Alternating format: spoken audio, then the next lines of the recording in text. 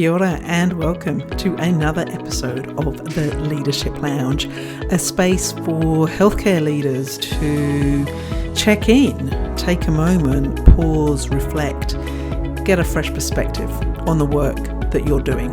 I'm Katie and I'm your host. I've worked in healthcare for over 3 decades and I get to work with leaders and their teams to help them manage the demand and the complexity of their world and their work so that they can feel, so that you can feel supported and encouraged and hopeful about this world of working in healthcare.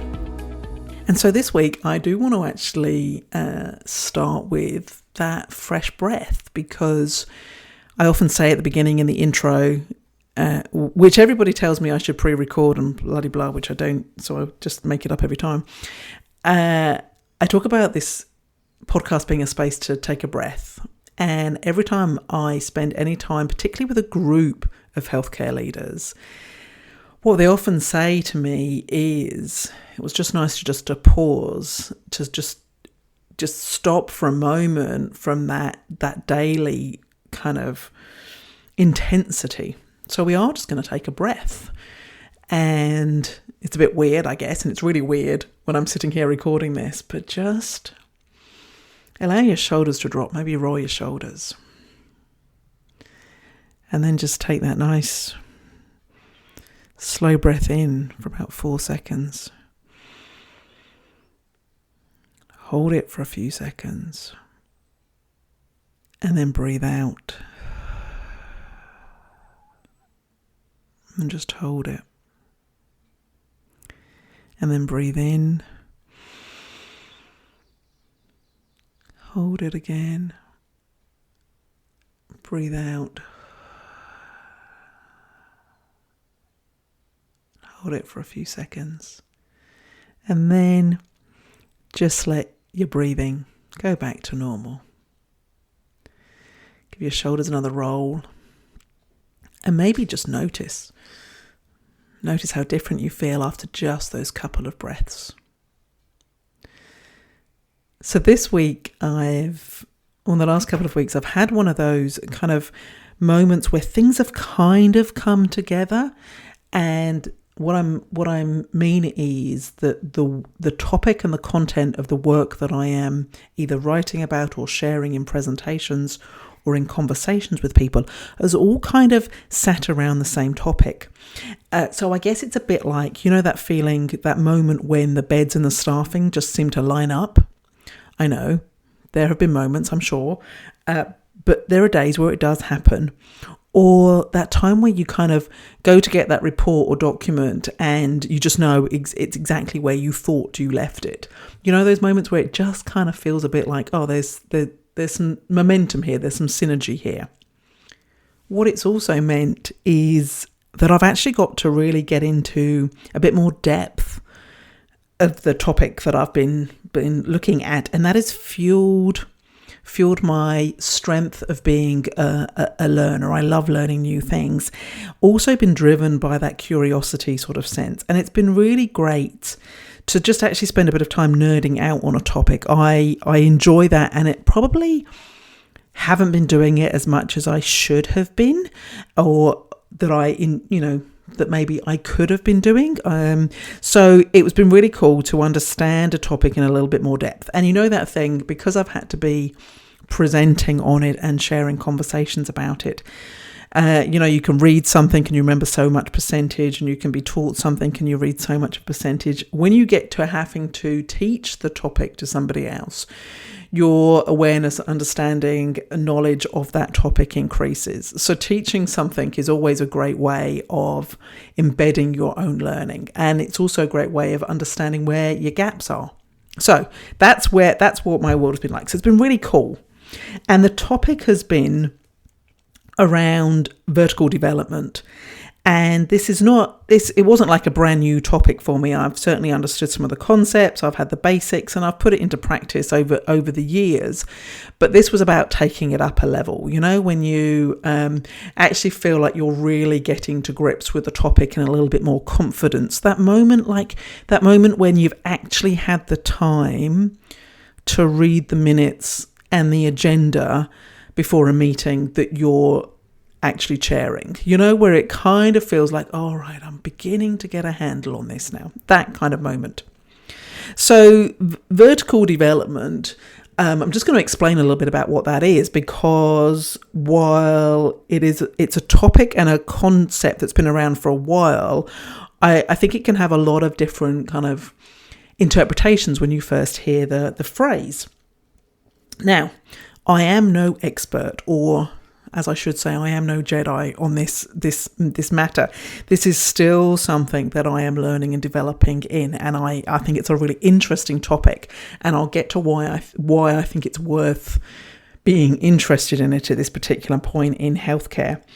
But that idea that I'm no Jedi on this is this: I'm still a learner, and I think it really resonates with why I call the weekly newsletter I Am No Jedi, and does synergize with the concepts in vertical development that we as human beings are always evolving and developing. So as a leader, you are always going to be evolving and developing, and it's about that level of intentionality that we put into that.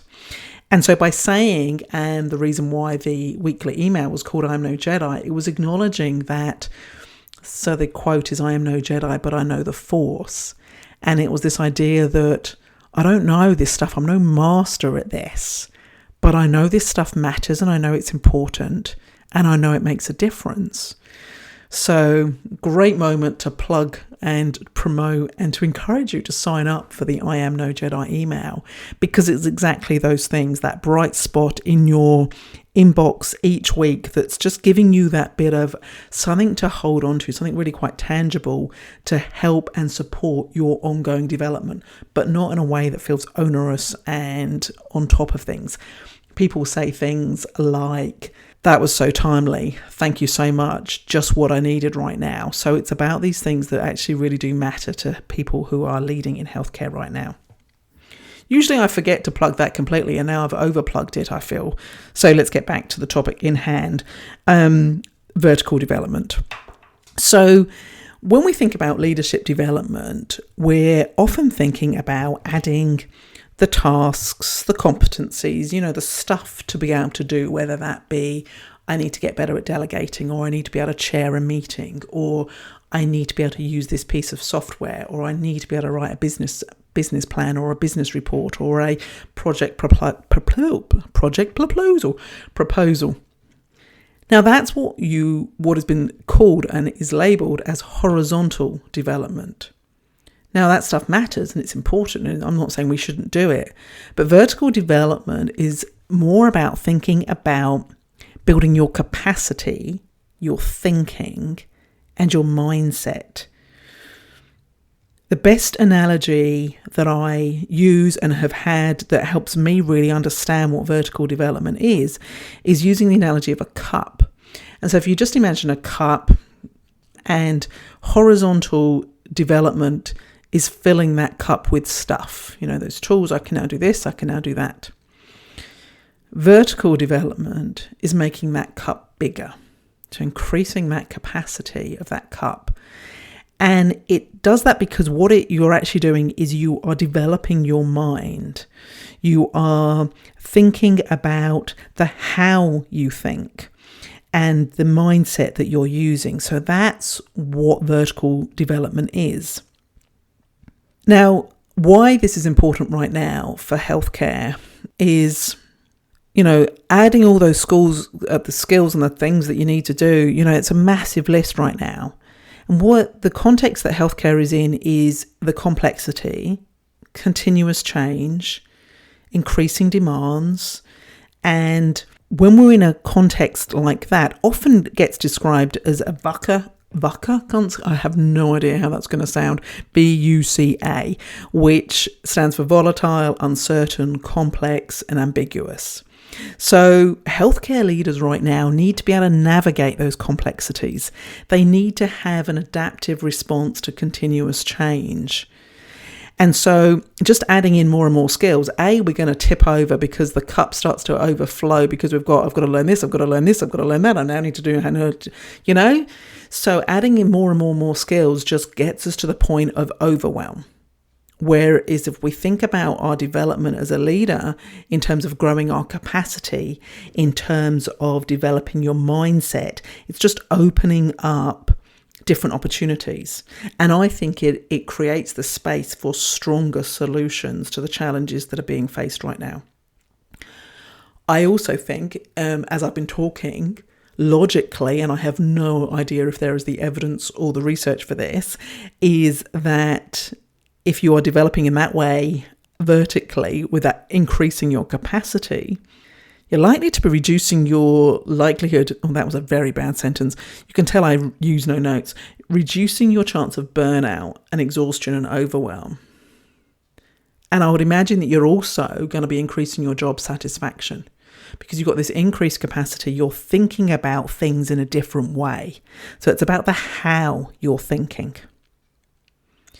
Now, there's, as I said, I've been nerding out on this topic really, and there is a lot of different ways you can think about it. There's lots of different assessments you can do. There's all that kind of stuff, but mainly there are 3 components that you need to develop vertically because, okay, you're right. Okay, we're sold. How do I do it then? How do I do it? So the 3 components that you need what they call a heat experience. Now, these are moments, and often, before I get into that, you'll often say, I'm in heat. Everything is on fire right now. It's not about the amount of work that you've got or the overwhelm that you're feeling or how intense things are. That's not a heat experience. A heat experience are moments that are a first-time experience for you. There's a chance of failure with whatever it is this thing is, so success is not guaranteed. The results matter. That it is a public thing, people are watching, and it is extremely uncomfortable. So when you're stepping into a heat experience, you're doing something that feels uncomfortable. It's public, people are going to be watching. The results do matter, but it's not guaranteed. Success is not guaranteed, and this is the first time you've stepped into that. So chairing a meeting, I remember the first time I got landed with the chair a meeting thing, it was like, I have no idea how to do this. I've watched this happen, but I'm not really sure. It's never been me that everyone looks at.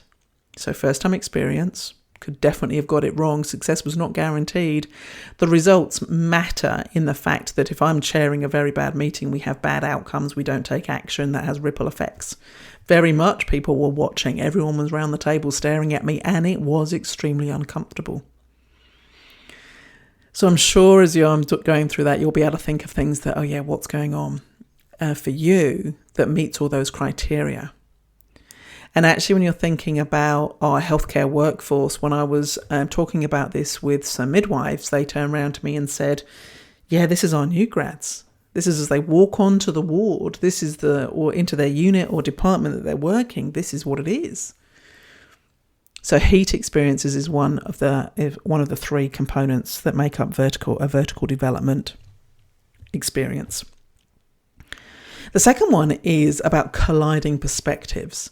Now, you would probably guess from the way I introduced the podcast that the different perspectives, the reframes on things is one of the things I really enjoy bringing into conversations and into my work. So colliding perspectives is around being very intentional about exposing yourself to opinions, ideas, and perspectives that you don't usually or normally hear. So talking to people that you might not talk to, reading a book that you might not necessarily read, or watching a movie, that type of thing. And one of the core things in this is around having a good network. And a good professional network is a network that is open, diverse, and deep. Now, I could get off track completely on talking about networks because if you read my blog, listen to some of these podcasts, you'll understand how important the awareness of our connections is to me in how we lead. So one of my favorite quotes is about the fact that we're not meant to do this alone, the fact that we are wired for connection.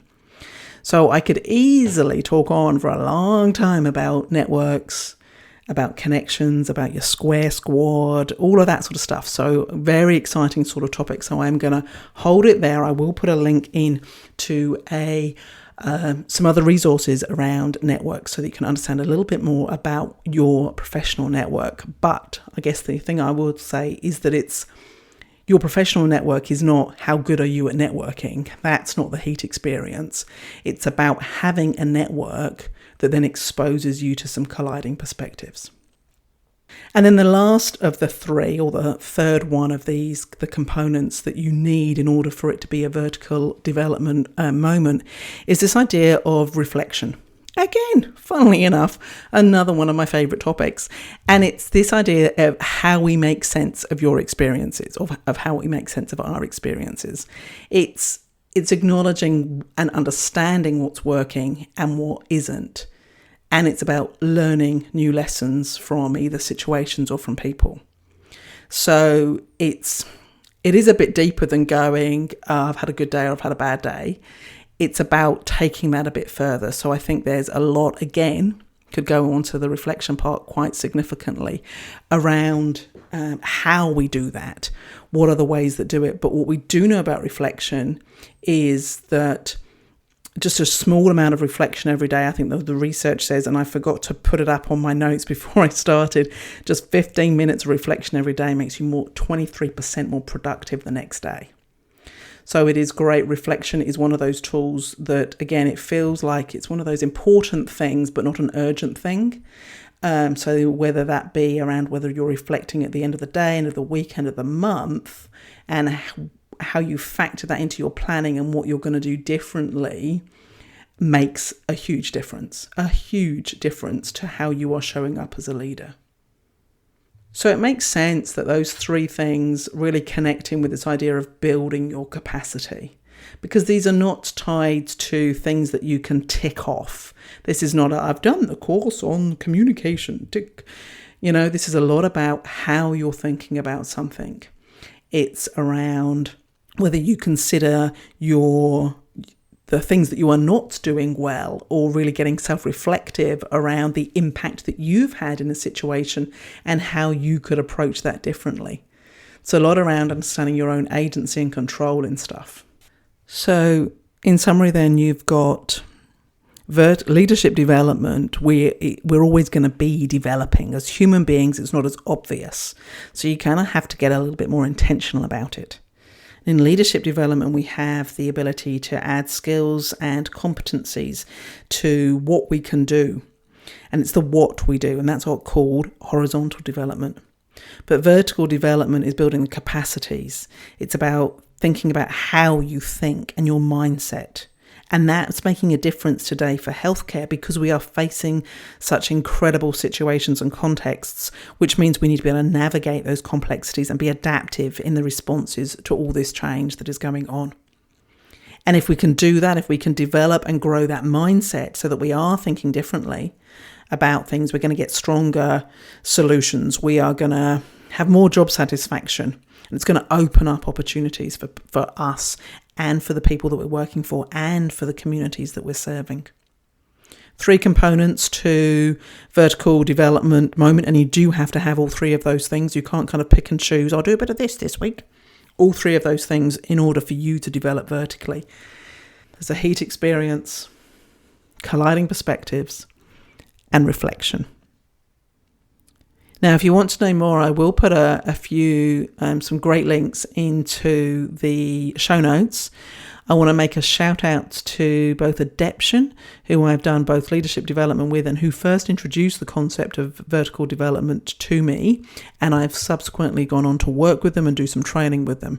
So big shout out to them, and to Nick Petrie, who, if you're in Te Whatu Ora, done a fabulous webinar where I interviewed him, and he talked about this concept and got into network in particular, but he's also done a lot of work. So I'll put the links to both Adeption and to Nick's websites so that you can understand a bit more about where I'm getting my learning from.